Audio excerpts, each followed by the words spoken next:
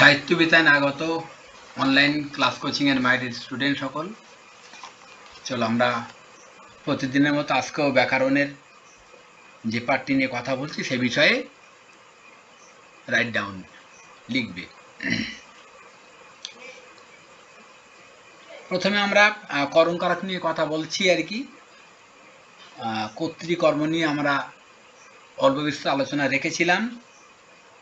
করণকারকের ক্ষেত্রে আমরা যে কনসেপ্টটা বরাবরই মাথায় রাখবো সেটা এরকমই যে কর্তা যার সাহায্যে ক্রিয়া সম্পন্ন করছে আর কি, অর্থাৎ ক্রিয়া সম্পন্ন করতে গিয়ে কর্তা যার হেল্প নিচ্ছে সেই হচ্ছে করণ।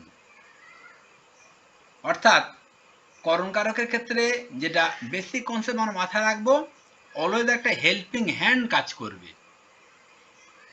যেমনভাবে আমরা বিভিন্ন অনুষ্ঠান বাড়িতে যেগুলো ক্যাটারিংয়ের দল দেখি আর কি, যারা খাবার বা খাদ্যদ্রব্য পরিবেশন করে তারা প্রত্যেকে কিন্তু হেল্পিং হ্যান্ডের ভূমিকায় অবতীর্ণ আর কি। ফলে তারা করণকারকের উদাহরণস্বরূপ আর কি আমরা বলতে পারি। এই করণকারকের বিভিন্ন প্রকার আমরা দেখি। ফলে সেই বিভিন্ন প্রকারের ভেদের মধ্যে সাধন, উপায়, হেতু ইত্যাদি অর্থে সেখানে করণকারক আমরা পাব। তাহলে বারবার মাথায় রাখবে, সাধন, উপায়, হেতু এই বিষয়গুলি আমরা করণকারকের ক্ষেত্রে পেয়ে থাকবো আর কি। তাহলে প্রথম প্রকারভেদের মধ্যে আমরা পাচ্ছি সাধন বা যন্ত্রাত্মককরণ। প্লিজ রাইট ডাউন, সাধন বা যন্ত্রাত্মককরণ।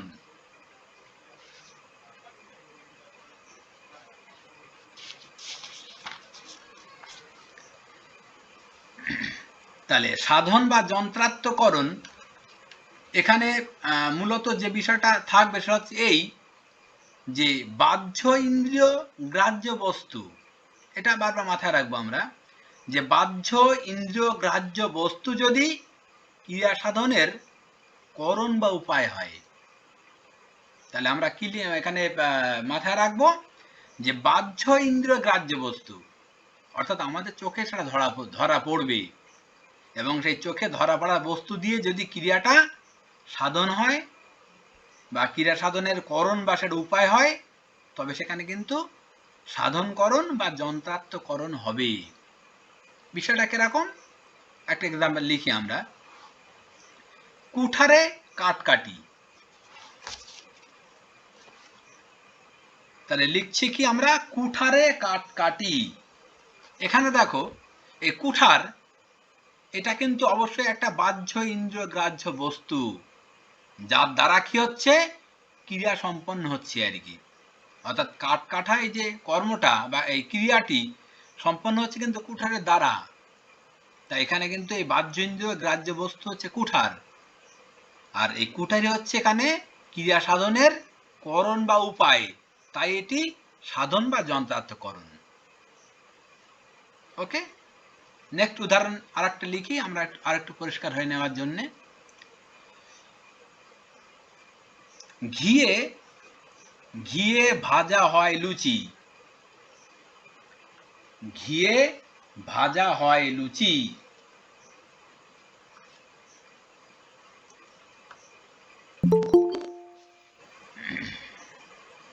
এখানে দেখো ঘিয়ের নিচে দাগানো আছে আর কি, তাহলে এটি এই ঘিয়ে ভাজা হয় লুচি, এখানে ঘিটি কিন্তু সেই বাহ্য ইন্দ্রিয় গ্রাহ্য বস্তুর মধ্যে পড়ে, তাই এখানে কিন্তু সাধন বা যন্ত্রাত্মকরণ হচ্ছে।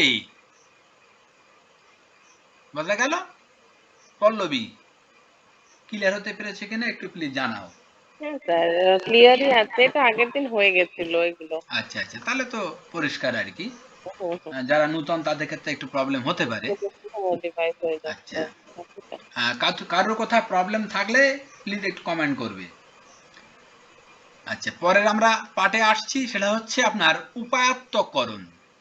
সেকেন্ড করণকারকের প্রকারভেদের মধ্যে দ্বিতীয় হচ্ছে উপায়াত্তকরণ। এই উপায়াত্তকরণের ক্ষেত্রে যেটা বিষয়টি আমরা একটু মাথায় রাখবো সেটা হচ্ছে যে ক্রিয়া সাধনের উপায় যদি বাহ্য ইন্দ্রিয় গ্রাহ্য বস্তু না হয়, আগেরটায় গ্রাহ্য বস্তু হতেই হবে, আর এখানে হচ্ছে ইন্দ্রিয় গ্রাহ্য বস্তুটা এই বাহ্য ইন্দ্রিয় গ্রাহ্য বস্তু না হয়, কোনো উপায় দ্বারা সম্পন্ন হচ্ছে ক্রিয়াটি, তখন সেটা হবে উপায়ত্তকরণ আর কি। তাহলে আগের থেকে এখানে ডিফারেন্স একটাই, ওখানে মাস্ট বি বাহ্য ইন্দ্রিয় গ্রাহ্য বস্তু হতে হবে, এখানে সেটা নয়, এখানে উপায়টাই প্রধান বা মুখ্য। একটা এক্সাম্পল, ছলে বলে কৌশলে কার্যসিদ্ধি হয়। ছলে বলে কৌশলে কার্যসিদ্ধি হয়। এই এক্সাম্পলটির মধ্যে ছলে বলে কৌশল, ছল বল কৌশল, এটা কিন্তু সম্পূর্ণ হচ্ছে কার্যসিদ্ধির উপায়। আর এই উপায়গুলি একটাও কিন্তু বাহ্য ইন্দ্রিয় গ্রাহ্য বস্তু নয়, তাই এটা অবশ্যই উপায়ত্তকরণের পর্যায়ে পড়ে। নেক্সট 3 নম্বর হচ্ছে আপনার হেতুময়করণ। 3 নম্বর প্রকারভেদের মধ্যে পড়ছে হেতুময়করণ। এখানে বিষয়টা হচ্ছে কি না, হেতু বোঝালে করণ কারকের, হেতু বোঝালে করণ কারকের প্রয়োগ হবে আর কি। অর্থাৎ এখানে হেতুটাই মুখ্য এই হেতুময় করণের ক্ষেত্রে। যেমন অধিক আনন্দে চোখে জল আসে, অধিক আনন্দে চোখে জল আসে। দেখো এখানে অধিক আনন্দে, আনন্দে দ্যাট মিনস কি আনন্দ হেতু, আমরা যদি একটু বিশ্লেষণ করে নেই তাহলে অধিক আনন্দ হেতু চোখে জল আসছে, তাহলে হেতু অর্থে আমরা করণ কারক পাচ্ছি। আমরা একটু মাথায় রাখবো, বারবার একটা জিনিস প্রয়োজনে নোট ডাউন করে নেব যে হেতু শব্দের অর্থই কিন্তু কারণ। এই হেতু শব্দটির মিনিং হচ্ছে কারণ, কয়াকার বয়শূন্যর মূর্ধন্য কারণ। তাহলে যখনই কোনো হেতু বা কারণ বোঝাবে তখন সেখানে হেতুময় করণ হবে আর কি। খুব বেসিক কনসেপ্ট আর কি, সিম্পল। তারপর আমরা আসছি কালাত্মকরণ। নেক্সট প্রকারভেদ আসছে কালাত্মকরণ। অর্থাৎ এখানে কি হবে না, কালবাচক পদে করণকারক হবে আর কি। এই কালাত্মকরণের ক্ষেত্রে বারবার আমরা মাথায় রাখবো যে কালবাচক পদে করণকারক হবে। অর্থাৎ বাক্যের মধ্যে কাল বা সময়, এই কাল বা সময়ের দ্বারা কোনো কাজ সম্পন্ন হবে আর কি, সেখানে কালাত্মকরণ হবে। যেমন এক্সাম্পল, 3 দিনে ঝগড়া মিটে গেল, 3 দিনে ঝগড়া মিটে গেল। 3 দিন নিচে দাগাবে, দেখো 3 দিনের দ্বারা,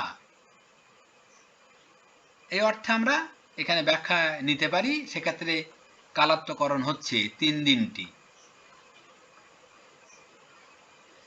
পরের উদাহরণে আমরা আসছি উপলক্ষণ বা লক্ষণাত্মককরণ।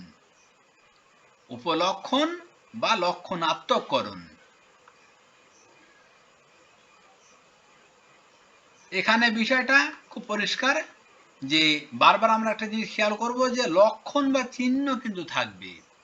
এই উপলক্ষণ দ্যাট মিনস একটা চিহ্ন থাকবে, একটা সিম্বল থাকবে।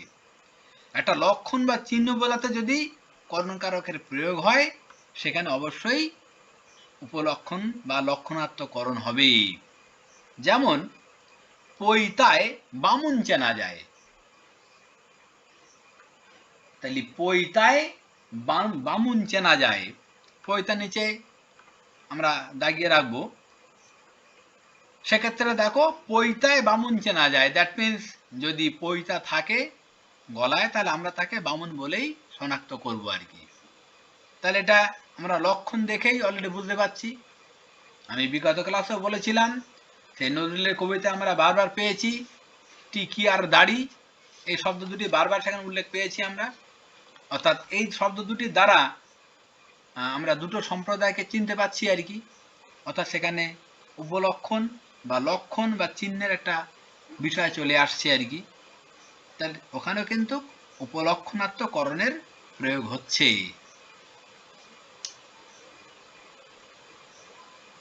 পরেরটা আমরা আসছি করণের বিপসা। নেক্সট, করণের বিপসা।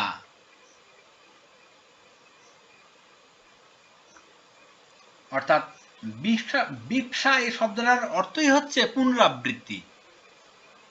তাহলে বিপসা দ্যাট মিনস হচ্ছে কি পুনরাবৃত্তি। তাহলে বাক্যে যখন একই করণের পুনরাবৃত্তি অথবা বারবার উল্লেখ থাকবে তখন সেখানে করণের বিপসা হবে।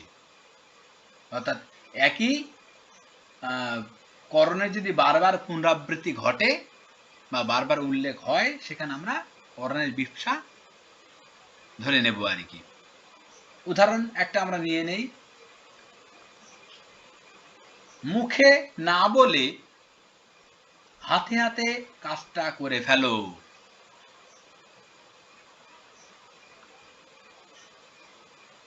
মুখে না বলে হাতে হাতে কাজটা করে ফেলো। এখানে দেখো হাতে হাতে, দ্যাট মিনস হাত যোগে, হাত দ্বারা। তাহলে হাতে হাতে শব্দটি এখানে বারবার উল্লেখ হয়েছে, পুনরাবৃত্তি ঘটেছে, তাই এখানে করণের বিপসা হয়েছে। নেক্সট আমরা আসছি সমধাতুজকরণ। সমধাতুজকরণ এখানে কনসেপ্টটা হচ্ছে সেই কর্মকারকের মতোই, একদম একই কনসেপ্ট, একটুখানি ডিফারেন্স। যে কোনো ক্রিয়া বা ক্রিয়াজাত বিশেষণ যে ধাতু থেকে উৎপন্ন, করণ কারকটি যদি সেই ধাতু নিষ্পন্ন হয় তবে সেই করণকে বলা হবে সমধাতুজকরণ। আর একবার বলুন। মানে কোনো ক্রিয়া বা ক্রিয়াজাত বিশেষণ যে ধাতু থেকে উৎপন্ন, ঠিক আছে, করণ কারকটিও যদি সেই একই ধাতু থেকে নিষ্পন্ন হয়, দ্যাট মিন্স মানে উৎপত্তি ঘটে। তাহলে ক্রিয়া বা ক্রিয়াজাত বিশেষণ যে ধাতু থেকে আসছে, করণ কারকটিও যদি সেই ধাতু নিষ্পন্ন হয় সেক্ষেত্রে কিন্তু সমধাতুজকরণ হবে। পীযূষ ক্লিয়ার হয়েছে? হ্যাঁ। উদাহরণ নিলে আরো বলতে পারবে। লেখো, যে কাঁদনে হিয়া কাঁদিছে। যে কাঁদনে হিয়া কাঁদিছে।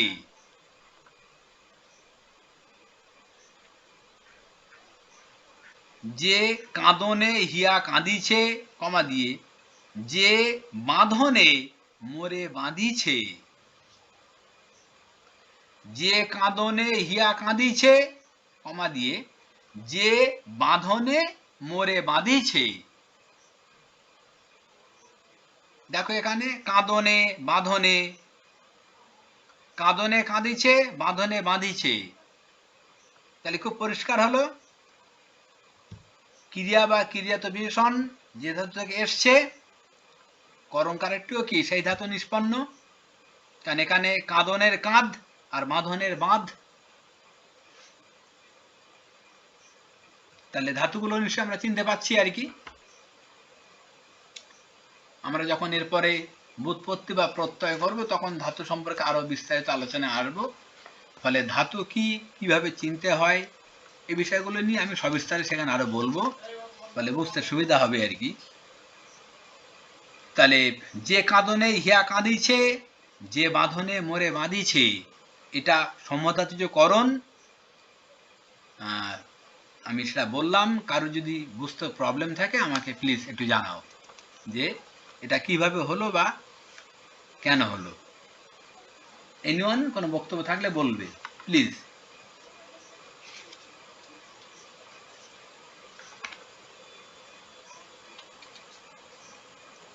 বুঝতে কি কারো কথা প্রবলেম হয়েছে? একটু কমেন্ট করো। আমার ঠিকঠাকই আছে। আচ্ছা, স্যার একই ধাতু থেকে ক্রিয়াজাত শব্দটি নিষ্পন্ন হবে না? হ্যাঁ, ক্রিয়াটা যে ধাতু থেকে আসবে, ক্রিয়া বা ক্রিয়াজাত বিশেষণ যেখান থেকে আসবে, করণকারকটিও সেখান থেকেই আসবে। অর্থাৎ খুব সহজ বাংলায় আমরা যাকে বলি এক রসুনের গোড়া, একটা প্রবাদ আছে বাংলায়, মানে একই জায়গা থেকে উৎপত্তি হবে আর কি। আচ্ছা সহদর বা সহদরা, এই যে অর্থটা, একই গর্ভজাত, বোঝা গেছে? হ্যাঁ স্যার, বিষয়টা এখানে সেই উদাহরণ কতটুকু? যেটা দিলেন এখানে মূল শব্দ আর যেটা ক্রিয়া করণজাত শব্দ সেটা একটু বলে দিন। কাঁদনে বললাম আর কাঁদিছে বললাম। হ্যাঁ। দেখো দুটোরই ধাতু এক, হুম। বুঝতে পারোনি? দুটোরই ধাতু এক। এক কি ধাতু, ধাতু? কাঁধ ধাতু, কার ধাতু। বোঝা গেছে? আচ্ছা। ঠিক বাঁধনে বাঁধিছে, একই কথা উল্লেখ করলাম আমি। আচ্ছা। অর্থাৎ মানে ক্রিয়ার মূল অবিভাজ্য যে অংশ, সেটা তো ধাতু। তাহলে এখানে দেখো সেই মূল অংশটা তোমাদের বলতে হবে। আচ্ছা, সে মূল অংশ থেকে দুটো করে শব্দ আসবে। দুটো করে শব্দ তৈরি হবে। এবারে আপনার তৈরি হওয়ার কারণেই সেখানে সমধাতুল্যকরণের বিষয়টি হবে আর কি। ঠিক আচ্ছা। একইভাবে আমরা কর্মকারক পড়ার ক্ষেত্রে একই কথা বলেছিলাম, জাস্ট এখানে একটু ডিফারেন্স ছিল যে আপনার এখানে বলছি যে ক্রিয়া বা ক্রিয়াত বিশেষণ যে ধাতু থেকে আসছে, করণকারকটা সেই ধাতু থেকে আসবে। ওখানে ছিল কি কর্মটিও একই ধাতু থেকে আসবে, মানে এখানে করণটা আসছে, ওখানে কর্মটা আসবে। কর্মটা এলে সমধাতুজ কর্ম, করণটা এলে সমধাতুজ করণ। আচ্ছা। বোঝা গেছে? খুব হুম, সিম্পল বোঝা বিষয়। গেছে। সিম্পল বিষয়, মানে ভয় পাওয়ার কিছু নেই। ব্যাকরণ is a one kind of science, কিন্তু একটু বুঝলে কিন্তু ব্যাকরণ খুব সোজা এবং লজিক্যালি বুঝতে হবে। অকারণে বা অহেতুক আমরা ভয় পাই, আর ভয়ের কারণেই আমরা কি হই, আরো খানিকটা পিছিয়ে যাই, যার জন্যে আমরা বুঝতে পারি না, ভাবি ব্যাকরণ বোধহয় অনেক কঠিন। আসলে তা নয়, একটু বুঝলে ব্যাকরণ অনেক সোজা তুলনামূলক। তাহলে করণ কারকের ইন জেনারেল কনসেপ্ট আমরা মাথায় রাখবো। অবশ্যই আমরা ডেফিনেশনের দিকে তাকিয়ে ওই দ্বারা দিয়ে কর্তৃকরণ, এই কনসেপ্ট কিন্তু আমি একবারও বলিনি আজকের এই কথার মধ্যে, দেখো। কিন্তু এগুলো স্কুল লেভেলের নলেজ, আমাদের অনেকেরই এ বিষয়ে আমরা অবগত জানি, কিন্তু আমি সে কথা একবার বলছি না। অর্থাৎ ওই নলেজ দিয়ে কিন্তু আমাদের এই জাতীয় চাকরি ওরিয়েন্টেড পরীক্ষায় আমরা আনসার করতে পারবো না। অনেক উদাহরণ থাকবে যেগুলো রীতিমতো ওই সমস্ত জেনারেল কনসেপ্ট দিয়ে করতে গেলে আটকে যাবে বা বিভ্রান্ত হবে, বারবার তোমরা ভুল অপশনটা চয়েস করে ফেলবে। তাই আমরা বারবার শিখব ব্যাকরণ ডেফিনেশনের দিক তাকিয়ে, ডেফিনেশনটা কি বলছে সেটাকে ব্যাখ্যা করে নিজের মতো করে নেব। মানে সংজ্ঞাটা হুব মুখস্থ করতে হবে এমনটা কোনো বিষয় নয়। তার থেকে আমরা একটু বোধগম্যতা জায়গায় পৌঁছাবো, একটু কনসেপ্ট ক্লিয়ার করব, তাহলে দেখবে অনেক ইজি মনে হচ্ছে আর কি। তাহলে করণ কারকের ক্ষেত্রে আমি যে বেসিক কনসেপ্ট বলছি সেটা আমি আবারও বলে দিচ্ছি, প্রবলেম হলে জানাবে। যে করণ কারকের ক্ষেত্রে যেটা বললাম আমি, যে কর্তা যার সাহায্যে ক্রিয়া সম্পাদন করছে তাকে আমরা করণ কারক বলছি। এখানে বারবার একটা জিনিস মাথায় রাখবো যে হেল্পিং হ্যান্ডের একটা বিষয় এখানে চলে আসে। অর্থাৎ বারবার যেটা আমরা ক্যাটারিংয়ের দল বলে উদাহরণ দিলাম আর কি, এটা আমরা মাথায় রাখবো আর কি। অর্থাৎ বাইরে থেকে কোনো সাহায্য নিয়েই কর্তা, কোনো সাহায্য বা কারো সাহায্য নিয়ে কর্তা তার ক্রিয়াটি কি করবে, সম্পন্ন করবে। ঠিক আছে? তাহলে ওই যার সাহায্য নিচ্ছে তিনি কিন্তু করণ,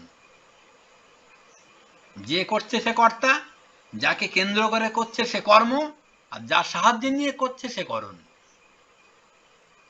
অর্থাৎ আমি এখানে ক্লাস নিচ্ছি, আমি কর্তা, তোমাদেরকে ক্লাস নিচ্ছি, মাই ডিয়ার স্টুডেন্ট, তোমরা প্রত্যেকে কর্মের জায়গায় অবতীর্ণ। আমি কিন্তু মিডিয়ার সাহায্য নিচ্ছি, অনলাইন বা ব্রডব্যান্ড। এই অনলাইন বা ব্রডব্যান্ড হচ্ছে এখানে করণের ভূমিকা অবতীর্ণ। কোনো কারণে লাইনে ডিস্টার্ব হলেই ক্লাস মিসম্যাচ হবে আর কি। খুব ক্লিয়ার হয়েছে বিষয়টা? হ্যাঁ স্যার, ক্লিয়ার হয়েছে। ওকে, আমরা এরপরে আসছি অপাদান কারকে। একটু বুঝে নেই, এরপর আমরা প্র্যাকটিস পর্বে আরো পরিষ্কার হতে পারবো।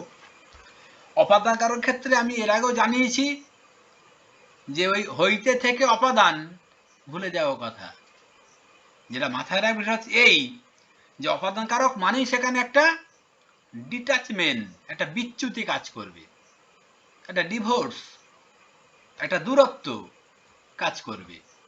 অর্থাৎ যেগুলিকে আমরা ব্যাকরণের পরিভাষায় বলি যে চ্যুত, স্খলিত, খসিত হওয়া, পড়ে যাওয়া, এই যে কথাগুলো বলি, মানে চ্যুত, স্খলিত, খসিত, জাত, ভীত, এই যে কথাগুলো আমরা বলি, বঞ্চিত, এগুলোর এক অর্থে একটাই মানে ডিটাচমেন্ট, বিচ্যুতি, ডিভোর্স, অর্থাৎ দূরত্ব, একে অপরের থেকে সংযোগ বিচ্ছিন্ন হয়ে দূরে চলে যাচ্ছে। অপাদান কারকের ক্ষেত্রে এই কনসেপ্টটা বারবার কার্যকরী হবে। এক কথা এটাই হচ্ছে সংজ্ঞা আর কি, বা সংজ্ঞাটাকে অ্যানালিসিস করলে আমরা এটাই পাই। ঠিক আছে, এবারে আমরা একটা করে উদাহরণ একটু নেওয়ার চেষ্টা করি অপাদান কারকের যে বিভিন্ন ভাগগুলি পাই আর কি। প্রথমে লিখবে স্থানবাচক অপাদান। স্থানবাচক অপাদান এক্সাম্পল স্বরূপ লিখবে জানলা দিয়ে আলো আসে।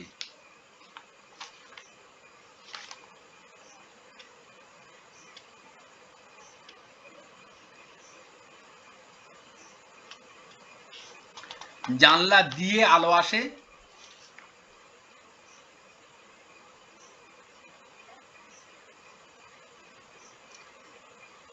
আরেকটা উদাহরণ লিখবে, কালবাচক অপাদান লিখবে সকাল থেকে বৃষ্টি পড়ছে।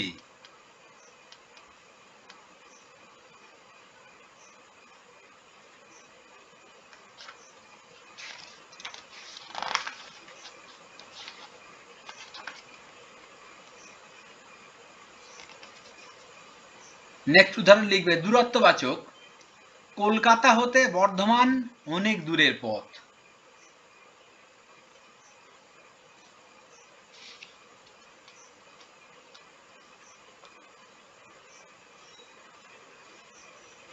কলকাতা হতে বর্ধমান অনেক দূরের পথ।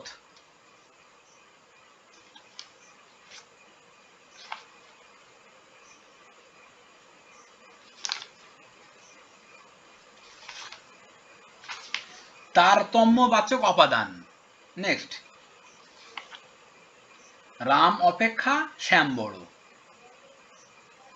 তারতম্যবাচক অপাদান রাম অপেক্ষা শ্যাম বড়।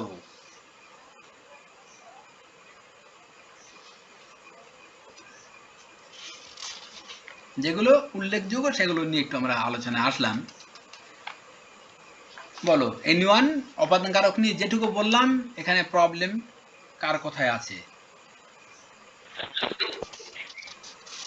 প্লিজ। স্যার ওই স্থানবাচক অপাদান যেটা বললেন ওটা একটু বলতো স্যার। জানলা দিয়ে আলো আসে, হ্যাঁ বলো কোথায় বুঝতে প্রবলেম। এটা বুঝতে পেরেছি, কিন্তু সকাল থেকে বৃষ্টি পড়ছে ওইটা। সকাল থেকে বৃষ্টি পড়ছে, হ্যাঁ ঠিকই আছে, সকাল থেকে বৃষ্টি পড়ছে, তো বৃষ্টি তো ছিল একটা উৎসে, সেখান থেকে বিচ্যুত হয়ে পড়ছে, ঝরে পড়ছে, তাহলে আচ্ছা ডিটাচমেন্ট হলো না। আচ্ছা ঠিক আছে। মেঘ ছিল তার উৎসভূমি, সেখান থেকে ধরণীর বুকে সে নেমে আসছে, আচ্ছা উৎসস্থল থেকে বিচ্যুত হয়েছে। বলছি স্যার এটা সময়ও তো বোঝাচ্ছে সকাল। অবশ্যই, আমি তো অপাদান কারকের প্রকারভেদের মধ্যে ঢুকছি, ওটা আমি ইন জেনারেল অপাদান কারক কি আমি সেটা বোঝাচ্ছি আর কি। হ্যাঁ তা ওই যে কালবাচক কাল, যেটা বললো কাল মানেই তো সময় গো। সেটা সময়ও তো হবে। কালবাচক দ্যাট মিন্স তো সময়। কাল অর্থাৎ সময় তো বুঝতে হবে আমাদের, যেটা কালবাচক অপাদান দ্যাট মিন্স সেখানে তো সময়ই কার্যকরী হয়।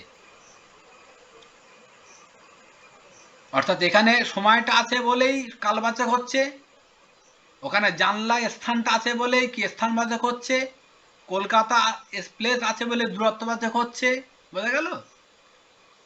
অর্থাৎ আচ্ছা স্যার। এইগুলোর জন্যই প্রকারভেদের মধ্যে আমরা ঢুকছি, কিন্তু আলটিমেটলি প্রত্যেকটা অপাদান কারক, কারণ তার ব্যাখ্যা হচ্ছে একটাই। দেখো প্রত্যেকটা ডিটাচমেন্ট ওই ভাবনাটা কোন কার্যকরী হয়েছে। তাহলে অপাদান কারকের ক্ষেত্রে আমরা ডিটাচমেন্ট অর্থাৎ মাইনাস এটা মাথায় রাখবো, অর্থাৎ বিয়োগ হবে।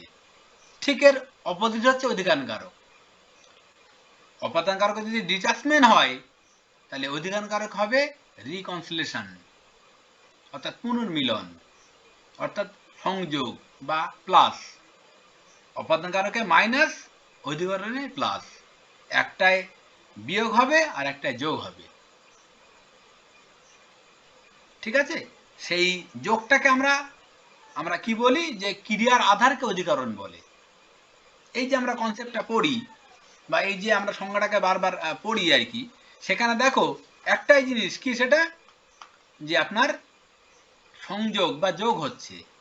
মানে অধিকরণ কারকের যদি আমরা জানি, সেখানে সংজ্ঞাটাকে আমরা যদি দেখি, সেখানে দেখি কি যে যে স্থানে বা যে কালে বা যে বিষয়ে, এই যে তিনটে জিনিস কার্যকরী হয় সেখানে, স্থান, কাল আর বিষয়। এই যে স্থানে যে কালে বা যে বিষয়ে ক্রিয়া সম্পন্ন হয় মানে তাকে বলা হয় ক্রিয়ার আধার, আর সেই ক্রিয়ার আধারকে বলা হয় অধিকরণ। তাহলে সেখানে স্থান, কাল আর বিষয়, এই তিনটে বিষয় আসে। এই তিনটে বিষয়কে কেন্দ্র করে ক্রিয়া কি হচ্ছে, নিষ্পন্ন হচ্ছে বা সম্পন্ন হচ্ছে। ফলে সেখানে ক্রিয়ার সে আধারকে আমরা অধিকরণ বলি। আসলে ক্রিয়ার আধারকে অধিকরণ বলে, এটা অনেক কঠিন হয়ে যাচ্ছে বুঝতে। এটাকে আসলে ভাঙলে ওটাই ঘটে। ক্রিয়ার আধার মানে ক্রিয়া সে যেখানে এসে সম্পন্ন হচ্ছে, শেষ হচ্ছে, মিলছে, দ্যাট মিনস কি সংযোগ হচ্ছে, দ্যাট মিনস প্লাস হচ্ছে। আমরা উদাহরণগুলো নিলে দেখবে এই সংজ্ঞাটাই সেখানে অ্যাপ্লিকেশন হচ্ছে আর কি। চলো আমরা উদাহরণ একটু একটু করে নেওয়ার চেষ্টা করি। কারণ অধিকরণের যে উল্লেখযোগ্য তিনটি ভাগ, উল্লেখযোগ্য বলতে অধিকরণ তিন প্রকার, উল্লেখযোগ্য না বলাই ভালো। অধিকরণ আসলে তিন প্রকার: স্থানাধিকরণ, কালাধিকরণ আর বিষয়াধিকরণ।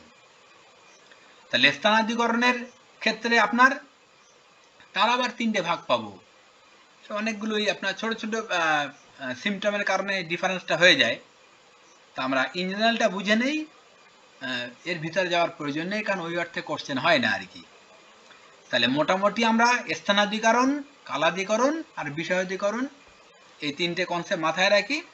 এবার উদাহরণ একটা করে লেখার চেষ্টা করি একটু, যাতে আমরা বুঝে নিতে পারি। প্লিজ লেখো।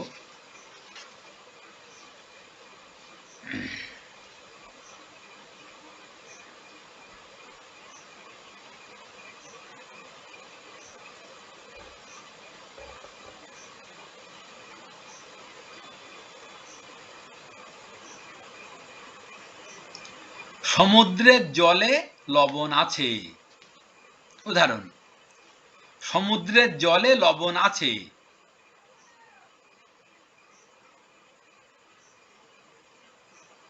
যদিও এটা আপনার স্থানাধিকরণের একটা পার্ট, সেটা হচ্ছে ব্যাপ্তি সূচক আর কি। তা সমুদ্রের জলে লবণ আছে, এই উদাহরণটার মধ্যে কিন্তু আমরা অবশ্যই স্থান উল্লেখ পাচ্ছি, তাই এটা স্থানাধিকরণের পর্যায়ভুক্ত হবে আর কি। পরে আরেকটা উদাহরণ লিখি আমরা। সকাল 9টায় ট্রেন ছাড়ে।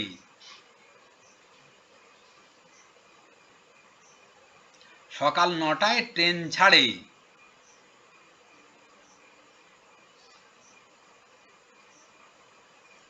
সকাল 9টাকে দাগাবে। বিকাল 5টায় সভা আরম্ভ হবে। বিকাল 5টায় দাগাবে। এগুলো প্রত্যেকটাই আমরা কালাধিকরণের পর্যায়ে ফেলবো আর কি। নেক্সট উদাহরণ: মেয়েটি রূপে লক্ষ্মী, গুণে সরস্বতী। মেয়েটি রূপে লক্ষ্মী, গুণে সরস্বতী। এখানে রূপ এবং গুণ টোটালটাই বিষয় কেন্দ্রিক, তাই এটা বিষয় অধিকরণ। তাহলে স্থান কেন্দ্রিক হলে স্থানাধিকরণ, সময় বা কাল বোঝালে সেখানে কালাধিকরণ, আর সাবজেক্ট বা বিষয় হলে সেখানে বিষয়াধিকরণ। আমরা ইন জেনারেল এটুকু মাথায় রাখবো আর কি। কারণ এইগুলোর উপরে ভিত্তি করে কোশ্চেন আসে।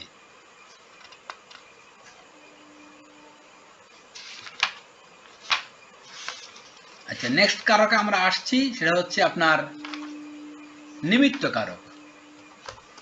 নেক্সট, নিমিত্ত কারকের কনসেপ্ট হচ্ছে যে বাক্যে যে বিশেষ্য বা সর্বনাম পদের সঙ্গে ক্রিয়াপদের নিমিত্ত বা জন্য অর্থে প্রকাশ পাবে। অর্থাৎ সেখানে নিমিত্ত বা জন্য এই অর্থটা সেখানে আসবে, মাস্ট বি। অর্থাৎ বাক্যে যে বিশেষ্য বা সর্বনাম পদের সঙ্গে ক্রিয়াপদের, একদিকে বিশেষ্য পদ বা সর্বনাম পদ আর একদিকে ক্রিয়াপদ, এই পদের মধ্যে নিমিত্ত বা জন্য অর্থ প্রকাশ পাবে।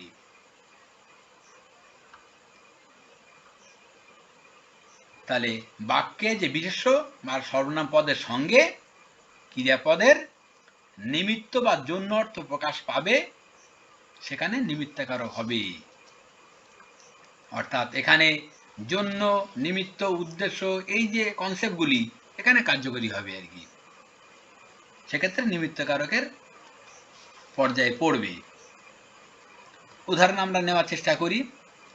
এই এক্সাম্পলটা দিয়ে কোশ্চেন পরীক্ষায় এসছে এর আগে। রবীন্দ্রনাথের লাইন, বেলা যে পড়ে এলো জলকে চল। বেলা যে পড়ে এলো জলকে চল, জলকে নিচে দাগাবে। দ্যাট মিনস বেলা পড়ন্ত, তাই জলের উদ্দেশ্যে চল। অর্থাৎ মেয়ের দল বলছে চল আমরা পা চালিয়ে জল নিয়ে আসি। তারপরে আশ্রমে সাহায্য পাঠাও।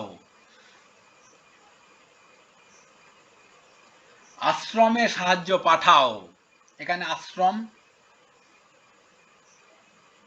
নেক্সট উদাহরণ, লোকহিতে অর্থ ব্যয় মহৎ কর্ম।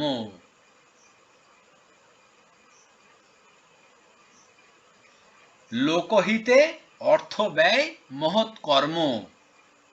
লোকহিতে, এগুলো প্রত্যেকটাই নিমিত্তকারকের মধ্যে পড়ছে। এনিওয়ান বুঝতে প্রবলেম হলে আমাকে জানাও।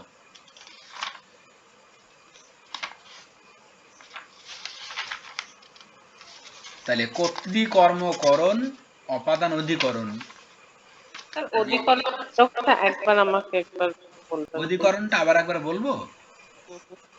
আচ্ছা, অধিকরণের ক্ষেত্রে যেটা বলেছি খুব সিম্পল কনসেপ্ট, অপাদানের অপোজিট হচ্ছে অধিকরণ। অপাদান যদি বুঝতে পারি তাহলে অধিকরণ নিশ্চিত বুঝতে পারবো আমরা। অপাদানের ক্ষেত্রে মাইনাস হয়, খুব সহজভাবে বুঝো, ব্যাকরণের ওই জটিলতার মধ্যে না গিয়ে। আর অধিকরণের ক্ষেত্রে প্লাস হয়। ঠিক আছে, একটাই মানে দূরত্ব হয় আর একটাই দূরত্ব বাড়ে, একটাই দূরত্ব কমে। একটা এসে যোগ মানে একটা কি করবে, নির্দিষ্ট প্লেস থেকে দূরে সরে যাবে, আর একটা কি করবে, বাইরে থেকে এসে নির্দিষ্ট প্লেসে জুড়বে, মানে আসবে বা যুক্ত হবে। এই বিষয়টা খুব বেসিক বিষয়টা কি বোঝা গেছে পল্লবী? কেন বলছি, সকাল 9টায় ট্রেন ছাড়ে, হ্যাঁ, মানে তো চলে যাচ্ছে, বিযুক্তি হচ্ছে, মানে এটা আমি ঠিক বুঝতে পারলাম না। না না গো, ভুল হচ্ছে। কি আমি এক্সাম্পলটা কি দিলাম বলো? কালাদিকরণ, কালাদিকরণে যেটা ভাগটা আছে আর কি, অধিকরণ কারকে, সকাল 9টায় ট্রেন ছাড়ে, হুম তো ছেড়ে চলে যাচ্ছে কোনো হুম স্থান বা সক সময়টা থেকে চলে যাচ্ছে। তো এটা আমরা মানে যখন অনেক কটা সেন্টেন্স থাকবে তার মধ্যে থেকে মানে এটাকে চিহ্নিত করাটাকে না, ডিফিকাল্ট। এটা ব্যাপার হচ্ছে এখানে কি কার্যকরী ব্যাপারটা হয়েছে দেখো, যে আপনার সকাল 9টায় ট্রেন ছাড়ছে, তার মানে হ্যাঁ, নির্দিষ্ট সময় বা অল্প সময়ের মধ্যে কি হচ্ছে, ক্রিয়া সম্পন্ন হচ্ছে আর কি। এক মিনিট। ফলে এই জন্য একটু বুঝতে প্রবলেম হচ্ছে যে সকাল 9টায় ট্রেনটা ছাড়ছে, ঠিক আছে। ফলে এখানে আপাতভাবে ভাবছো যে বোধহয় অপাদান কারক হচ্ছে, তাই না? হ্যাঁ, একটু লাগছে যে অপাদানের মতো অপাদান লাগছে। মনে হচ্ছে, কিন্তু আসলে বিষয়টা তা নয়। আসলে এখানে হচ্ছে যে সকাল 9টার ট্রেন ছাড়ছে, এটা আসলে ক্ষণমূলক কালাদিকরণের পর্যায়ভুক্ত হয়। মানে কালাদিকরণ আবার দুটি ভাগ, একটা ক্ষণমূলক, একটা ব্যাপ্তিমূলক। ঠিক আছে? আচ্ছা তাহলে এখানে দেখো সকাল 9টায় ট্রেন ছাড়ছে, তাহলে নির্দিষ্ট সময় বা অল্প সময়ের মধ্যে ক্রিয়াটা কি হচ্ছে, সম্পন্ন হচ্ছে। তাই এটা ক্ষণমূলক কালাদিকরণ। এই ট্রেন ছেড়ে যাচ্ছে, তাই এটা অপাদানকারক এমনটি ভাবার কারণ নেই, কারণ মূল দাগানোটা কিন্তু সকাল 9টায়। আচ্ছা এটাই কিন্তু হাইলাইট। ঠিক আছে? তাহলে সকাল 9টায় যখন হাইলাইট থাকছে, সেখানে ক্ষণমূলক অধিকারকারক হচ্ছে আর কি, মানে কালাদিকরণ, ক্ষণমূলক কালাদিকরণের পর্যায়ে। ঠিক আছে? আবার দেখো বিকাল 5টায় সব আরম্ভ হবে, ঠিক একই উদাহরণ। বিকাল 5টাকে দাগাও, চক আউট করো, হুম সেক্ষেত্রে বিকাল 5টায় সব আরম্ভ হবে। এখানে নির্দিষ্ট নির্দিষ্ট সময় বা অল্প সময়ের মধ্যে কি হচ্ছে, ক্রিয়া সম্পন্ন হচ্ছে, তাই এটা ক্ষণমূলক কালাদিকরণের পর্যায়ে পড়বে। ঠিক আছে? আবার যদি আরেকটা উদাহরণ লিখি আমরা, একটু নোট ডাউন করো, বুঝতে পারবে। শরতে কাশফুল দেখা যায়। তাহলে এক্সাম্পল বললাম আমি কি, শরতে কাশফুল দেখা যায়। হ্যাঁ আরেকটা উদাহরণ, শীতের দিন ছোট, শীতকালে দিন ছোট, রাত বড় হয়। শীতকালে দিন ছোট, রাত বড় হয়। এখানে দেখো শরতে কাশফুল দেখা যায়, শরৎকাল বা শরৎ পিরিয়ডে কাশফুল দেখা যাচ্ছে। এই শরৎকাল, শরতে কাশফুল, এটা কিন্তু অবশ্যই একটা দীর্ঘ সময়ব্যাপী একটা বিষয়। তার মধ্য দিয়ে কি হচ্ছে, ক্রিয়াটা সম্পন্ন হচ্ছে আর কি। তাই এটা আপনার হচ্ছে ব্যাপ্তিমূলক কালাদিকরণের পর্যায়ে পড়বে আর কি। স্যার, হ্যাঁ বলো গো। বিকেল 5টায় সভা আরম্ভ হবে, এটা তো অধিকরণ হচ্ছে। হুম। এটা যদি আমি, এটা এরকম যদি থাকে, বিকেল 5টা থেকে 5টা হইতে সভা চলছে, তো তখন সেটা কি ইয়ে হবে, অপাদান হবে? বিকাল 5টা, 5টা হইতে বা 5টা থেকে সভা হুম, সভা চলছে। বিকাল 5টায় সব আরম্ভ হবে, হ্যাঁ, এটার যে এটা মিনিং, সবার। সেন্টেন্সটার একটু বোঝার চেষ্টা করো। আর বিকাল 5টা থেকে সব আরম্ভ হবে, দুটো কিন্তু মিনিং এক নয়, হ্যাঁ, মিনিং তো এক না, সেই জন্য অর্থগত জিজ্ঞেস করছি, পাল্টে তো যাচ্ছে অপাদান হবে? সেন্টেন্স। না, আচ্ছা, যখনই ইন্দিরা বলে কি আছে? তুমি একটু মিউট করো, শুনতে খুব অসুবিধা হচ্ছে। ও আচ্ছা, আমি একটু স্যারের সঙ্গে কথা বলছি, তাই আমি। ও আচ্ছা, যাই আচ্ছা হোক, আচ্ছা, মানে তোমার একটু আওয়াজ হচ্ছে তো সেজন্য অসুবিধা হবে। বেশ, ঠিক আছে ঠিক আছে। যখনই আমরা স্যার আমি। বিকাল 5টা থেকে সব আরম্ভ হবে, এই যে হ্যাঁ, সেন্টেন্সটা বলছি, তখন কিন্তু সেটা আর আপনার আহ, অধিকরণের পর্যায়ে অপাদান থাকছে না। ও বিকাল 5টায় সব আরম্ভ হবে, নির্দিষ্ট একটা টাইম ক্ষণ বলে দেওয়া হচ্ছে, এবং সেটা অল্প সময়ের মধ্যে ক্রিয়াটা সম্পন্ন হবে, সেটা তো অধিকরণ হচ্ছে। সেটা অধিকরণ হবে। এই কনসেপ্টটাকে মাথায় রাখো। অর্থাৎ ছোট ছোট পার্থক্যগুলো আছে, এই পার্থক্যগুলিকে আমাদের একটু নজর রাখতে হবে। সেটা মানে বারবার প্র্যাকটিসের মধ্য দিয়ে আমাদের পরিষ্কার হওয়া যাবে আর কি। এটা আমরা আজকে ক্লাস করছি এক অর্থে কারক বিভক্তির বা ব্যাকরণের একটা প্রথম ক্লাস বলা যায়, কনসেপ্টের দিকে বা কনসেপ্টের বিচারে। তাই বুঝতে একটু প্রবলেম হবে। এখন আমি প্রথম ক্লাসে যদি খুব বেশি ডিটেলসে চলে যাই, তাহলে টোটালটা জট পাকিয়ে যাবে তোমাদের। যার কারণে আমি খুব বেশি ভিতরে ঢুকছি না আর কি। বিষয়টা আগে কনসেপ্টটাকে ক্লিয়ার করে নিচ্ছি। কনসেপ্ট ক্লিয়ার হলে এবারে একটু একটু করে প্রকারভেদগুলি সম্পর্কে আমরা অনেক বেশি আত্মস্থ করতে পারবো আর কি। আমি যদি এখনই ওই প্রত্যেকটা ভাগ সম্পর্কে ইন ডিটেলস ঢুকি আর কি, ছোট ছোট ডিফারেন্স আর কি, তাহলে সবটাই মাথার উপর দিয়ে যাবে। সেই জন্য আমাদের লক্ষ্য হচ্ছে চাকরি পাওয়া, যার কারণে। একটা বললেন যে ওই শরৎকালে কাশফুল ফোটে, স্যার ওইটা কি বললেন? ব্যক্তিমূলক? হ্যাঁ, এটা ব্যাপ্তিমূলক কালাদিকরণ। কারণ একটা ব্যাপ্তি বা একটা দীর্ঘ সময় ব্যাপী একটা কাল, মানে কার্য সম্পন্ন হচ্ছে, ক্রিয়া নিষ্পন্ন হচ্ছে আর কি। শরৎকালে কাশফুল দেখা যায়, একটা শরৎকাল, একটা পিরিয়ড, একটা দীর্ঘকাল। ঠিক আছে? এই কাশফুল দেখা আচ্ছা দেওয়া এই যে বিষয়টা কিন্তু একটা দীর্ঘকাল ব্যাপী জুড়ে হচ্ছে, তাই আচ্ছা এটা ব্যাপ্তিমূলক কালাদিকরণে পর্যায়ভুক্ত হবে। Okay sir. আপাত ক্লাসে ইন জেনারেল অর্থে একটু বুঝে নেওয়ার চেষ্টা করি, তাহলে আরো খানিকটা পরিষ্কার হতে পারবে। কারণ প্রথমেই জট পাকিয়ে ফেলো না। প্রথমে যদি ভয়ের কারণ চলে আসে, ভীতি সন্ত্রাসের সন্ত্রস্ত ভাব চলে আসে, তাহলে ব্যাকরণ নিতেই পারবে না। এক অর্থে জটিল, কিন্তু সাইন্টিফিকলি আমাদের বুঝতে হবে। আচ্ছা, ইন জেনারেল কারক নিয়ে বললাম, পল্লবী অধিগণ কারক নিয়ে যা বলার চেষ্টা করেছি, বলো, আরো বক্তব্য থাকলে বলতে পারো। না না তো আমি মোটামুটি বুঝেছি, এবার এটাকে একটু স্টাডি করতে হবে মানে। অবশ্যই অবশ্যই স্টাডি করো, তারপরও প্রবলেম হলে নিশ্চিত আমি আছি। হুম, ঠিক আছে। আচ্ছা, এরপর আমরা আসছি, হাঁটি হাঁটি পা পা করে কিছুটা আগালাম, আর একটু এগিয়ে যাই। সেটা হচ্ছে এই বিভক্তির পর্যায়ে আসি, কারণ কারকের সঙ্গে বিভক্তি একটা খুব রিলেটেড বিষয়। ফলে আমরা একটু বিভক্তি সম্পর্কে জানার চেষ্টা করি প্লিজ। তারপরে ইন জেনারেল একটা প্র্যাকটিস পর্বে আমরা আসবো, প্রয়োজনে নোট ডাউন করবে প্লিজ।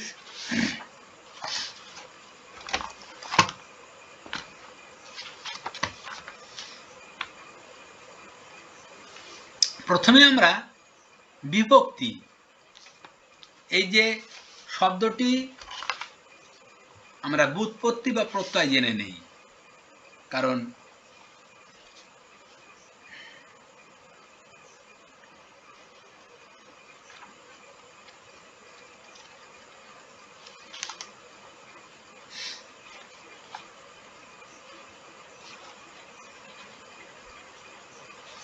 তাহলে বিভক্তি শব্দটির ব্যুৎপত্তি বা প্রত্যয় যদি আমরা ভাঙি, সেক্ষেত্রে একটা জিনিস খেয়াল করে দেখি, আমরা এই বিভক্তি শব্দের মধ্যে একটা উপসর্গ আছে, কি সেটা? বি।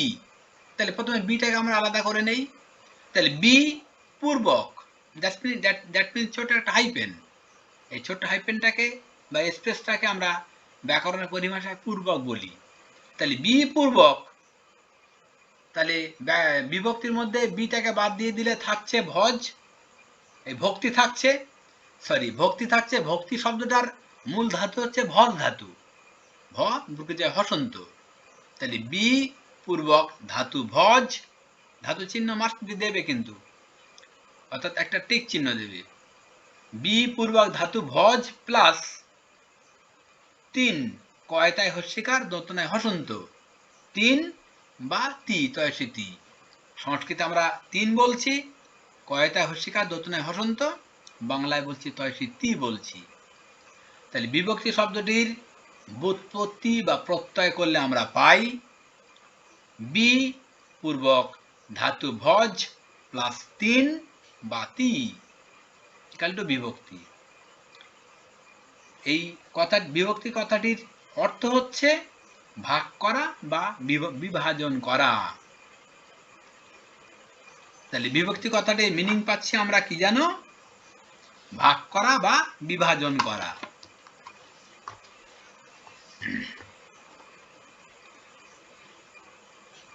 এবারে বাংলা ব্যাকরণে এই বিভক্তি শব্দের অর্থ দুদিক থেকে কিন্তু বিশ্লেষণ করা যায়।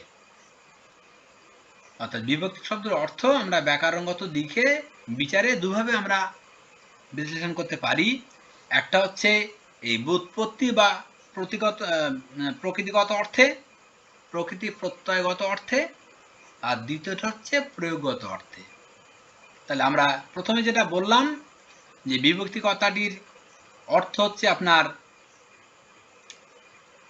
ভাগ করা বা বিভাজন করা, এটা হচ্ছে প্রকৃতি প্রত্যয়গত অর্থে। তাহলে বিভক্তি কথাটির দুটো অর্থ আমরা দুভাবে পাবো, একটা হচ্ছে ব্যুৎপত্তি বা প্রকৃতি প্রত্যয় অর্থে, আর একটা অ্যাপ্লিকেশন মানে প্রয়োগগত অর্থে। তাহলে প্রকৃতি প্রত্যয়গত অর্থে বিভক্তি মানে দাঁড়াচ্ছে ভাগ করা অথবা বিভাজন করা, আর প্রয়োগগত অর্থে বিভক্তি শব্দটির মিনিং হচ্ছে বিশেষভাবে অনুরাগ বা সম্পর্ক। প্লিজ নোট ডাউন করবে আর কি। তাহলে প্রয়োগগত অর্থে বিভক্তির মিনিং হচ্ছে বিশেষভাবে অনুরাগ বা সম্পর্ক।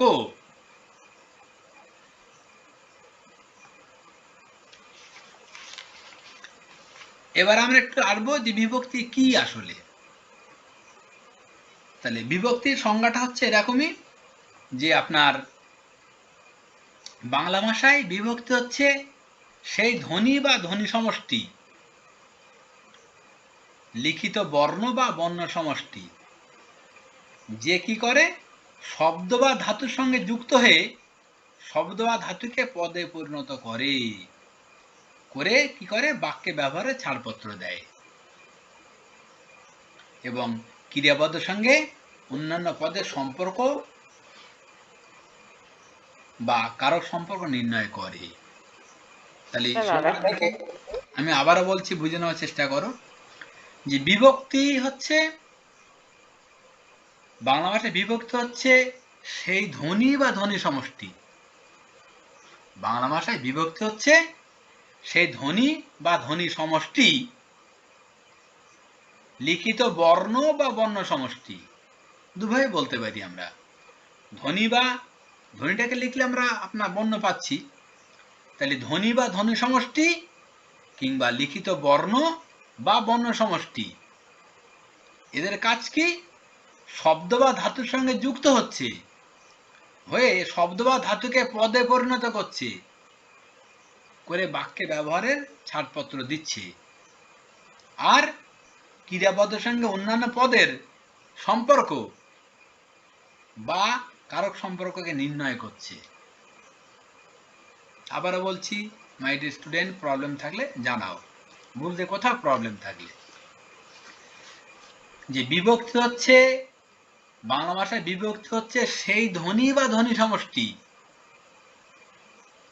কিংবা লিখিত বর্ণ বা বর্ণ সমষ্টি, যা শব্দ বা ধাতুর সঙ্গে যুক্ত হয়ে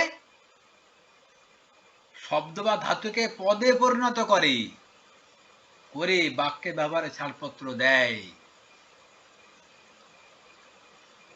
কারণ বাক্যে কখনো শব্দ ব্যবহার হতে পারে না, বাক্যে একমাত্র পদই ব্যবহার হয়, বা বাক্যে বসার যোগ্যতা একমাত্র পদেরই আছে, এবং সেটা কিন্তু বিভক্তির কাজ।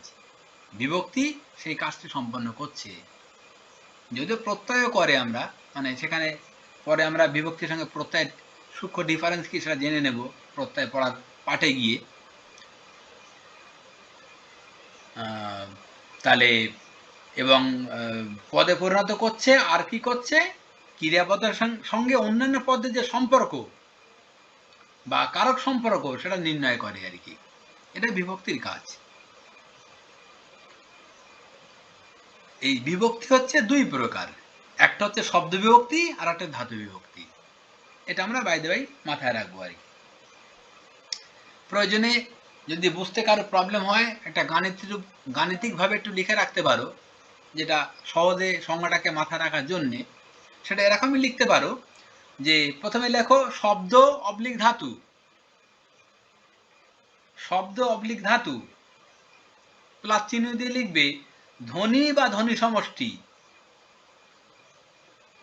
ধ্বনি বা ধ্বনি সমষ্টি অবলিক চিহ্ন বর্ণ সমষ্টি ইকাল টু পদ।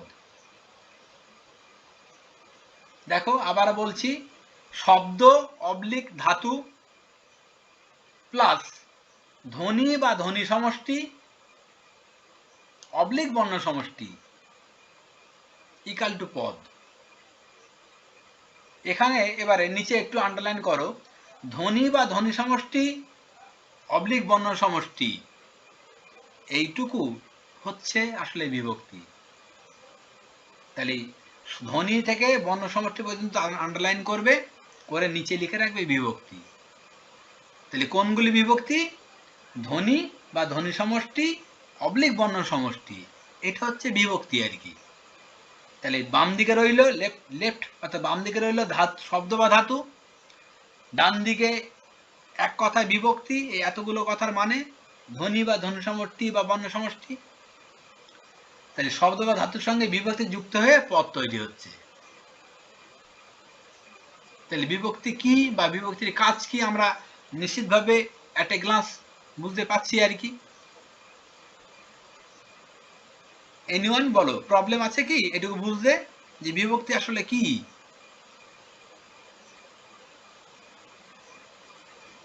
আসলে এগুলি কতগুলো চিহ্ন, বর্ণ বা বর্ণ সমষ্টি, আর কিচ্ছু না। এক কথা আমরা যদি বুঝি আর কি।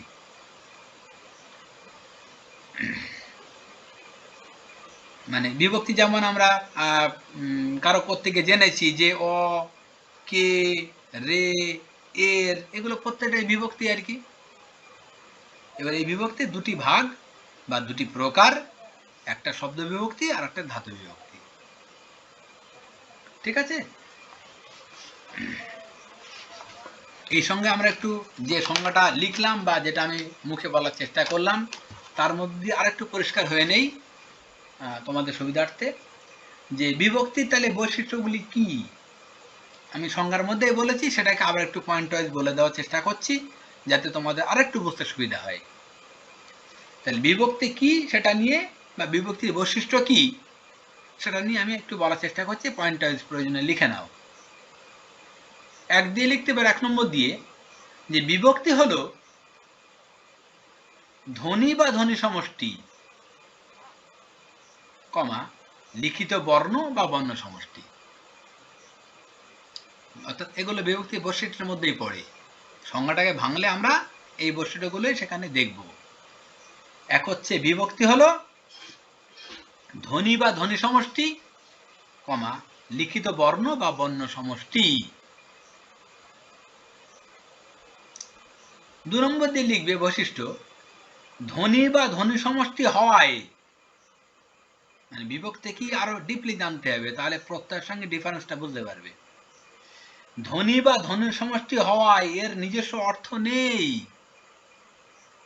অর্থাৎ বিভক্তির নিজস্ব কোনো মিনিং নেই। ধ্বনি বা ধ্বনি সমষ্টি হওয়ায় এর নিজস্ব অর্থ নেই, এগুলো জানতে হবে খুব পরিষ্কার। এই সমস্ত ভাগ দিয়েই বা বৈশিষ্ট্য দিয়েই কোশ্চেনগুলো হবে। আসলে এগুলি আসলে কনসেপচুয়াল কোশ্চেন, শুধু সংজ্ঞা পড়ে পরীক্ষার হলে গেলে হবে না গো। যে ধ্বনি বা ধ্বনির সমষ্টি হওয়ায় এর নিজস্ব অর্থ নেই। 3 নম্বর, শব্দ বা ধাতুর পরে যুক্তভাবে অবস্থান করে। আমরা যখন দেখি সেন্টেন্সে শব্দ বা ধাতুর সঙ্গে কিন্তু যুক্ত থাকে, বিযুক্ত ভাবে নয়।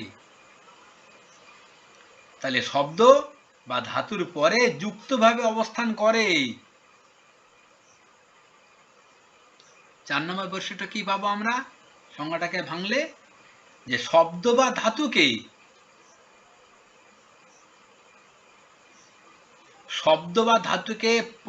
পদবাচ্য করে, শব্দ বা ধাতুকে পদবাচ্য করে বাক্যে ব্যবহারে ছাড়পত্র দান করে। শব্দ বা ধাতুকে পদবাচ্য করে বাক্যে ব্যবহারে ছাড়পত্র দান করে। শব্দ বা ধাতুকে পদবাচ্য করে বাক্যে ব্যবহারে ছাড়পত্র দান করে।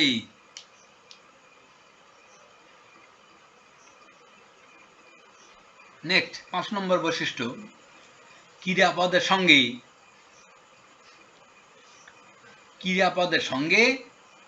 অন্যান্য পদের বিশেষ করে বিশেষ্য বা সর্বনাম পদের, ক্রিয়াপদের সঙ্গে অন্যান্য পদের বিশেষ করে বিশেষ্য বা সর্বনাম পদের কারক সম্পর্ক নির্ণয় করে।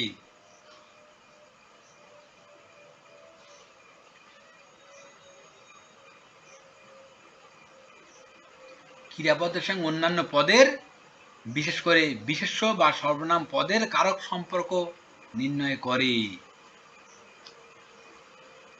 অর্থাৎ এই সবগুলি আমরা সংজ্ঞার রেসপেক্টে বললাম, সংজ্ঞার মধ্যে এই অর্থগুলো লুকিয়ে আছে। আসলে এগুলি সব প্রত্যেকটাই বিভক্তির বৈশিষ্ট্যের পর্যায়ভুক্ত।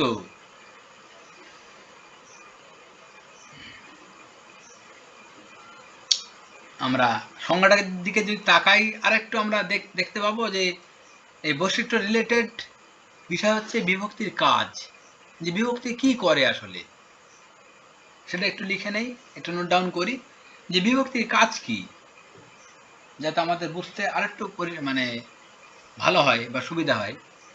তাহলে বিভক্তির কাজ বা নেসেসিটি, প্রয়োজনটা কি, সেক্ষেত্রে লিখবো আমরা যে বিভক্তি বাক্যে পদের সঙ্গে পদের, বিভক্তি বাক্যে পদের সঙ্গে পদের সম্পর্ক বা সম্বন্ধ গড়ে তোলে। বিভক্তি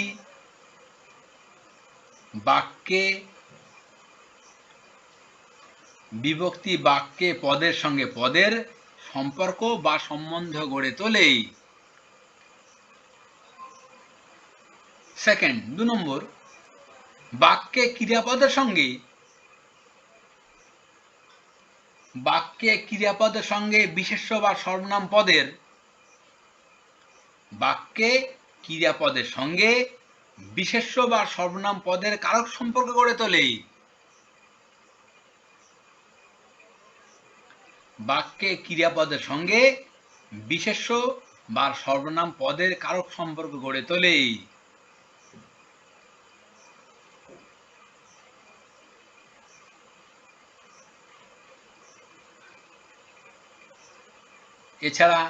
এছাড়া বচন ও নির্দেশ করে।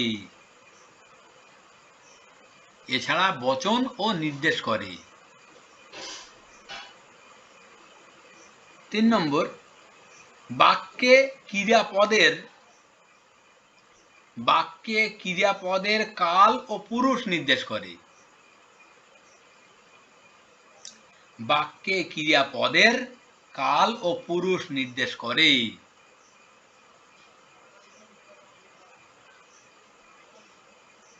4 নম্বর, শব্দ বা ধাতুকে পদে পরিণত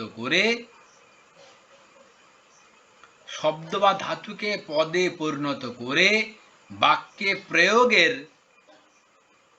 উপযোগী করে তোলে।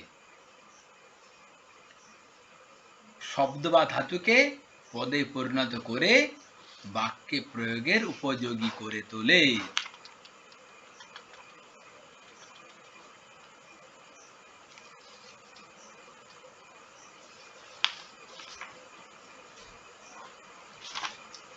এটা গেল বিভক্তি সম্পর্কে আমরা ইন জেনারেল কনসেপ্ট। এটাকে আমরা এবার একটু আগের মতো গাণিতিক রূপে নিতে পারি, যাতে আমাদের সহজে মনে থাকে। 1 ওয়ার্ড টাইপের বিষয়টা লেখো। সরি, কি বললাম যেন, বৈশিষ্ট্য বললাম, গাণিতিক প্রয়োজন নেই। বিভক্তির যে 2টি ভাগ সেটা একটু বলি। তাহলে বিভক্তির 2টি ভাগ পাচ্ছি আমরা কি কি? শব্দ বিভক্তি আর ক্রিয়া বিভক্তি বা ধাতু বিভক্তি। এবার শব্দ বিভক্তি নিয়ে একটু কথা বলি প্লিজ। পয়েন্ট আউট করো শব্দ বিভক্তি। শব্দ বিভক্তির কনসেপ্টটা এরকমই যে ধ্বনি বা ধ্বনি সমষ্টি লিখিত বর্ণ বা বর্ণ সমষ্টি শব্দের সঙ্গে যুক্ত হয়ে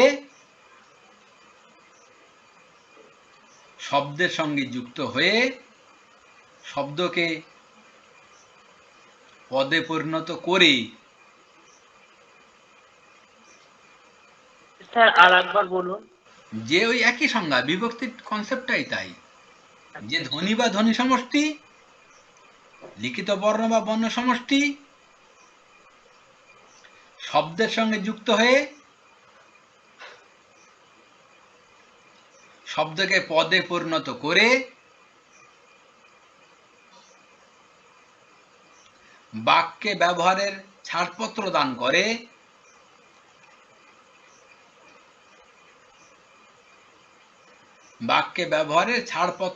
করে, সেই ধ্বনি বা ধ্বনি সমষ্টিকে শব্দ বিভক্তি বলে।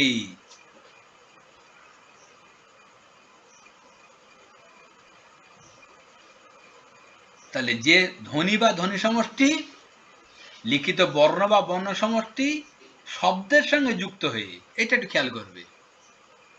আমরা বিভক্তি সংজ্ঞায় কিন্তু সেখানে শব্দ ধাতু দুই বলেছি, এখানে শব্দ বিভক্তি সংজ্ঞায় কিন্তু আমরা অনলি বা শব্দের সঙ্গে বলছি, নট ধাতু। এটাই ডিফারেন্স, একটু মাথায় রাখবে যে বিভক্তির সংজ্ঞার সঙ্গে কোথায় ডিফারেন্স হচ্ছে আর কি।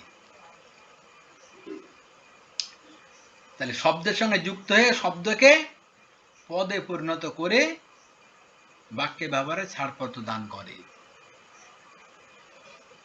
সেই ধ্বনি বা ধ্বনি সমষ্টিকে শব্দ বিভক্তি বলে।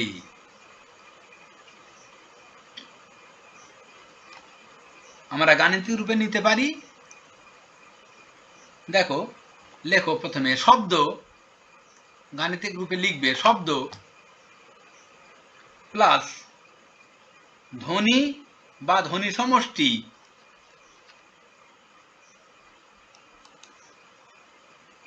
শব্দ প্লাস ধ্বনি বা ধ্বনি সমষ্টি অবলিক বর্ণ সমষ্টি, শব্দ প্লাস ধ্বনি বা ধ্বনি সমষ্টি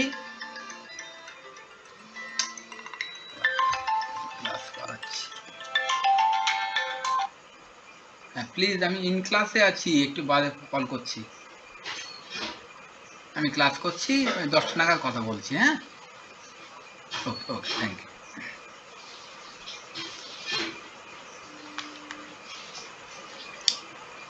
হ্যাঁ, প্লিজ রাইট ডাউন। শব্দ প্লাস ধ্বনি বা ধ্বনি সমষ্টি অবলিক বর্ণ সমষ্টি ইকুয়াল টু নামপদ।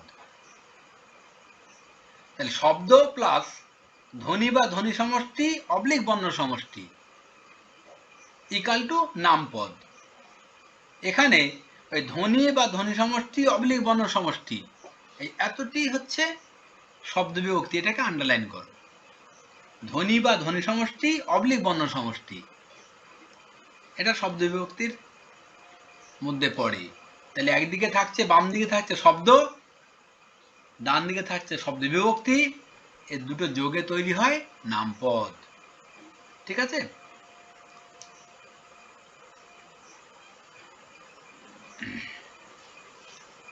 তাহলে এটা গেল শব্দ বিভক্তি। এরপর আমরা বিভক্তির সেকেন্ড পার্ট হচ্ছে ক্রিয়া বিভক্তি জানি, বা ধাতু বিভক্তি আর কি। তাহলে সেক্ষেত্রে একই সংজ্ঞা, একটুখানি ডিফারেন্স হবে। ধাতু বিভক্তির ক্ষেত্রে যে আপনার যেখানে আমরা শব্দ বিভক্তির ক্ষেত্রে বলেছি যে শব্দের সঙ্গে যুক্ত হচ্ছে, এখানে আমরা লিখবো সেক্ষেত্রে ধাতুর সঙ্গে যুক্ত হবে। আগে সংজ্ঞাটাই রিপিট করব। আগে যে বলে শব্দ বিভক্তি বলতে গিয়ে যা যা বলেছে এখানে সেটাই বলবো। সঙ্গে লিখবো কি ধাতুর সঙ্গে যুক্ত হবে, আর লিখবো যুক্ত হয়ে কি হবে, ধাতুকে কার্যবাচক ক্রিয়াপদে পরিণত করবে। তাই সংজ্ঞাটাকে আমরা পুনরায় নোট ডাউন করি। লিখবে ধাতু বিভক্তির সংজ্ঞাটা এরকমই, যে ধ্বনি বা ধ্বনি সমষ্টি লিখিত বর্ণ বা বর্ণ সমষ্টি ধাতুর সঙ্গে যুক্ত হয়ে ধাতুকে কার্যবাচক ক্রিয়াপদে পরিণত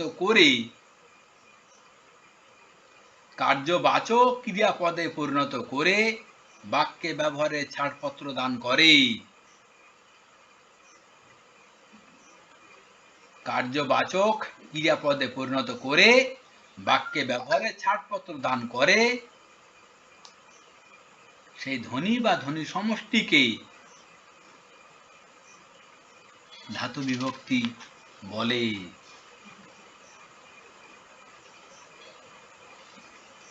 তাহলে এখানে আমরা ওয়ান ওয়ার্ডে লিখবো এরকমই, যে ধাতু প্লাস ধ্বনি বা ধ্বনি সমষ্টি অবলিক বর্ণ সমষ্টি, ধাতু প্লাস ধ্বনি বা ধ্বনি সমষ্টি অবলিক বর্ণ সমষ্টি ইকাল টু ক্রিয়াপদ। ধাতু প্লাস ধ্বনি বা ধ্বনি সমষ্টি অবলিক বর্ণ সমষ্টি ইকাল টু ক্রিয়াপদ। এখানে ধ্বনি বা ধ্বনি সমষ্টি অবলিক বর্ণ সমষ্টি এই পার্টটুকু আমরা আন্ডারলাইন করব বা চক আউট করব, করে সেখানে লিখব নিচে ধাতু বিভক্তি। তাহলে খুব পরিষ্কার হচ্ছে যে ধাতুর সঙ্গে ধাতু বিভক্তি যুক্ত হয়েই কার্যবাচক ক্রিয়াপদ তৈরি হচ্ছে।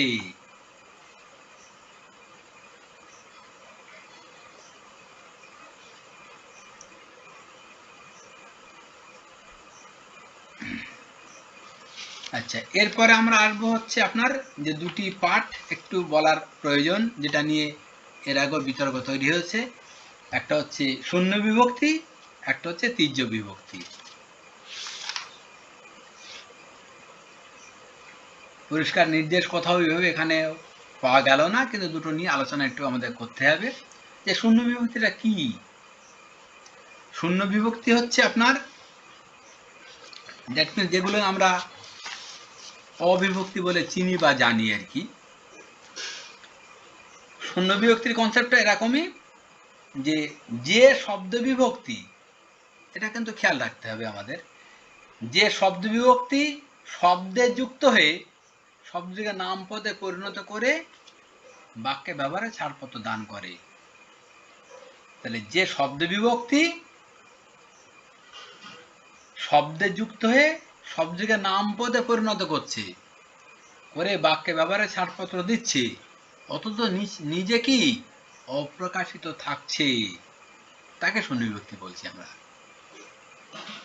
তাহলে যে শব্দ বিভক্তি শব্দে যুক্ত হচ্ছে, যে শব্দটিকে নাম পদে পরিণত করছে, করে বাক্যে ব্যবহারের ছাড়পত্র দিচ্ছে তাকে, অথচ নিজে কি অপ্রকাশিত অর্থাৎ গুপ্ত থাকছে, এটাই হচ্ছে শূন্য বিভক্তির সংজ্ঞা। ঠিক আছে, দেখবেন যেগুলো আমরা অবিভক্তি বলে চিনি। স্যার, হ্যাঁ বলো গো। শূন্য বিভক্তি আপনি শব্দ বিভক্তির আন্ডারে পড়বেন না ধাতু বিভক্তি? ধাতু বিভক্তির পর্যায়ে মোটেই নয়, এখানে ধাতু বিভক্তির কথা তো উল্লেখ করেইনি আমি। শুধুমাত্র শব্দ বিভক্তি হবে? আমি কিন্তু বারবার বলেছি শূন্য বিভক্তির সংজ্ঞায় গিয়ে যে শব্দ বিভক্তি বলছি, তাহলে ধাতু বিভক্তির পর্যায়ে পড়ার কথা তো নয়। আচ্ছা, বোঝা গেল? সংজ্ঞার প্রথমেই দেখো বলছি আমি, যে শব্দ বিভক্তি শব্দে যুক্ত হচ্ছে, তাহলে ধাতু বিভক্তি নয়। এটা নিয়েই তো অনেকের মত যে শব্দ বিভক্তি আসলে দুই প্রকার, একটা হচ্ছে শূন্য বিভক্তি, একটা তীর্য বিভক্তি, অনেকে বলছে। কিন্তু আমি নির্দিষ্টভাবে তেমন প্রতিষ্ঠিত ব্যাকরণবিদদের কাছে ওইভাবে পাইনি, তারা বলেছে কিন্তু কিন্তু অ্যাকচুয়ালি শব্দ বিভক্তি হচ্ছে দুটো ভাগ, আপনার হচ্ছে শূন্য বিভক্তি আর তীর্য বিভক্তি, কথা তারা সেখানে বলেনি। আমি একটু ক্লাসের আগে ওটা বলছিলাম যে শব্দ বিভক্তি শূন্য বিভক্তিকে তারা বলছে আপনার একটা অভিনব আবিষ্কার, কারণ আমাদের বাংলা ব্যাকরণে যে বিভক্তির অপ্রতুলতা অর্থাৎ বিভক্তি যে কম, সেটাই সেই ঘাটতি পূরণের জন্যই একটা অভিনব পন্থা হচ্ছে সেই শূন্য বিভক্তির আবিষ্কার আর কি। ফলে সেই কারণেই আমরা ওই ভাগের মধ্যে ফেলছি না আপাতত আর কি। তবে এই বিষয়ে আমি আরেকটু দেখে নেওয়ার পরে কথা বলবো আর কি। আচ্ছা, এরপরে আমরা আসছি তীর্য বিভক্তি। দেখবেন যেগুলোকে আমরা এই বিভক্তি বলে চিনি বা জানি, অর্থাৎ যে বিভক্তি সব কারকে ব্যবহৃত হয়ে যে কোনো পদকে ক্রিয়াপদের সঙ্গে মানে অন্যায় বা সম্পর্ক সাধন করে আর কি। তার সংজ্ঞাটার দিকে আমি আর একটু তাকাই, যে বিভক্তি, বারবার খেয়াল করো, যে বিভক্তি সব কারকে ব্যবহৃত হয়ে যে কোনো পদকে ক্রিয়াপদের সঙ্গে বক্রভাবে আর কি, একটা শব্দ ওখানে উল্লেখ করা ভালো, যে ক্রিয়াপদের সঙ্গে বক্রভাবে অন্যয় বা সম্পর্ক সাধন করে, সেই বিভক্তিকে তীর্য বিভক্তি বলে। তাহলে যে বিভক্তি সব কারকে ব্যবহৃত হবে, অর্থাৎ সমস্ত কারকেই মানে সর্বঘটের কাঁঠালি কলা টাইপের, সমস্ত কারকেই একে পাওয়া যাবে আর কি। তাহলে যে বিভক্তি সব কারকে ব্যবহৃত হয়ে যে কোনো পদকে ক্রিয়াপদের সঙ্গে বক্রভাবে অন্বয় বা সম্পর্ক সাধন করে সেই বিভক্তিকে তৃতীয় বিভক্তি বলে। তাহলে ইন জেনারেল আমরা কারক এবং বিভক্তি সম্পর্কে একটা কনসেপ্ট নেওয়ার চেষ্টা করলাম।